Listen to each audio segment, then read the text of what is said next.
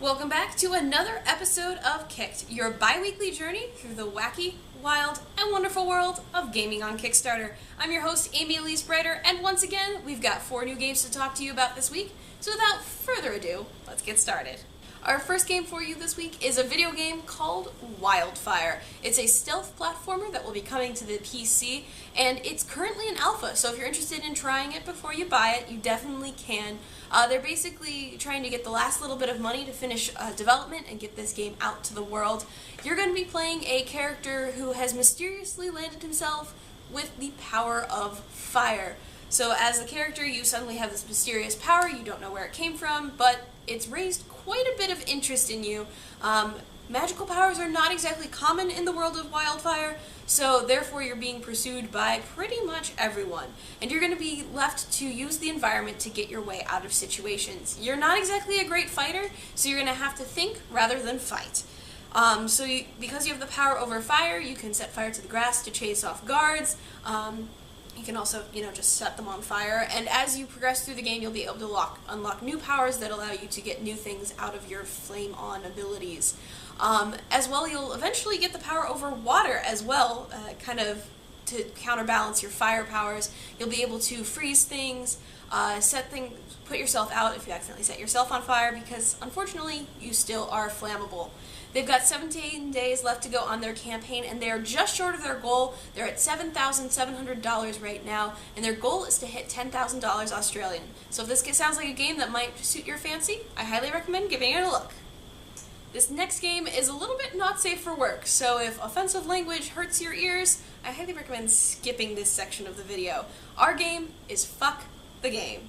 It's a card game based around the Stroop effect. If you've ever seen those flashcards or posters where you're supposed to read the font color, not the word listed, that's exactly what this game is about. You're going to have a series of cards, and one at a time, everyone goes around the table flipping one up. The person who flips the card is going to have to read the card, the color the card is printed in, or in some cases, the background color of the card. It kind of makes your brain think a little harder, and if you hesitate, everyone can slap you out and force you to take the pile of cards. The goal of the game is to get rid of all your cards, and to make things even more complicated, scattered throughout the deck are swear words, because there is a known effect where it's a lot easier for you to drop an F-bomb than to say anything else when you stub your toe.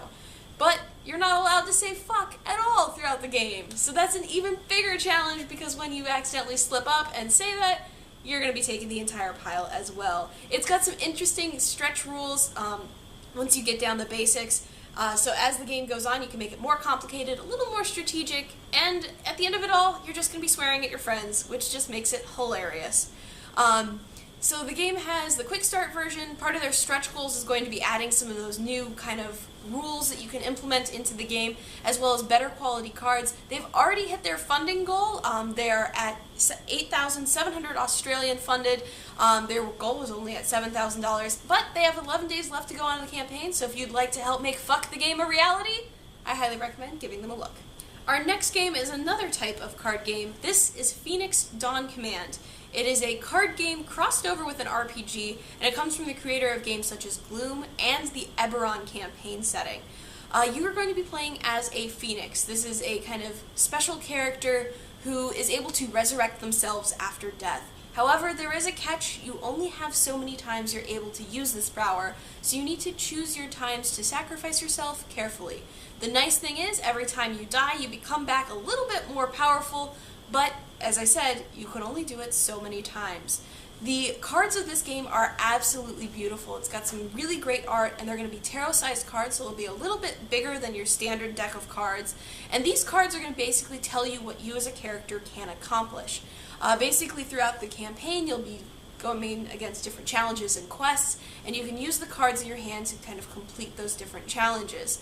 The game comes with a 7-mission kind of starter campaign, and part of their stretch goals is going to be unlocking new challenges, new characters, and some new different settings that you can work with.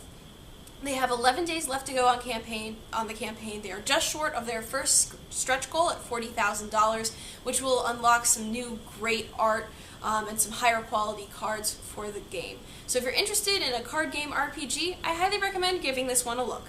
Our final game is called Deadwood, The Forgotten Curse, and it comes from the minds behind such movies as Avatar and How to Train Your Dragon, as well as some of the creators of the original BioShock game.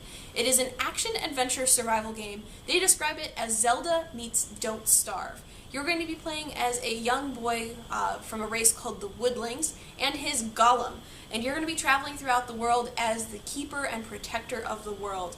Basically, what happens is the mysterious tree you're supposed to guard, someone's stolen a seed off of, and as a result unleashed a terrible curse upon the world, which is known as the Deadwood. The Deadwood are kind of like zombies, and every night they're going to get a little more intense, and you're going to be charged with defending yourself. During the day, the golem can kind of help chase them away, but at night he falls asleep, and you're on your own to survive through the night.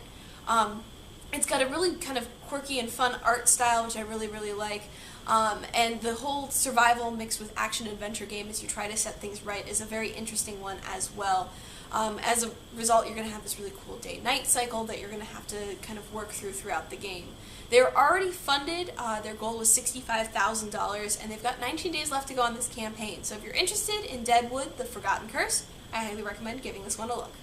Well guys, that's all I have for you this week. If you liked one of the games that I covered this week and want to let me know so I can cover more games like them in the future, leave me a comment below the video. As well, if you have a suggestion for a game you'd like to see me cover as well, again, leave it below, or you can find me on Twitter at AEBrighter. Also, give Invisible Gamer a look at our site at invisiblegamer.net, or you can find us on Facebook and Twitter. All of that is below the video, along with links to all the campaigns of the games we covered this week. Thanks for watching, guys, and I'll see you in 2 weeks.